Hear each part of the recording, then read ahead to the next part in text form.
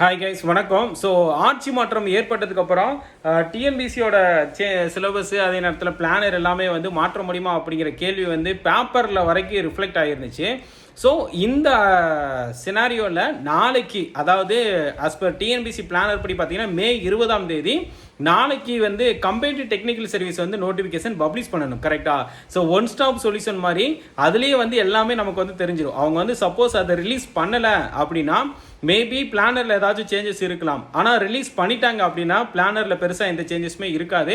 அதே நேரத்தில் அந்த பிளானர் அந்த நோட்டிஃபிகேஷன்லேயே கிளியராக சிலபஸை வந்து கொடுத்துருவாங்க. கரெக்டாக? ஸோ அப்படிங்கிற பட்சத்தில் வந்து சிலபஸும் வந்து மாற்றுறாங்களா இல்லையாங்களே எல்லாத்துக்குமே வந்து அந்த நோட்டிஃபிகேஷனில் கிளியராக நமக்கு வந்து ஆன்சர் தெரிஞ்சிடும். பட் என்னோட ப்ரெடிக்ஷன் வந்து பார்த்தீங்கன்னா கண்டிப்பாக நோட்டிஃபிகேஷன் வரும்னு தான் நான் எக்ஸ்பெக்ட் பண்ணுறேன். நான் ஆல்ரெடி சொல்லியிருக்கேன், வேக்கன்சியில் தான் உங்களுக்கு வந்து கவர்மெண்ட் ரோல் ப்ளே பண்ணுமே தவிர மற்றபடி இந்த மாதிரி நோட்டிஃபிகேஷன் பிளானரில் பெருசாக வந்து கவர்மெண்ட்டே இன்வால்வ் ஆக மாட்டாங்கன்னு தான் நான் நினைக்கிறேன். ஸோ என்ன நடக்குது அப்படின்னு நாளைக்கு வெயிட் பண்ணி பார்க்கலாம். நன்றி.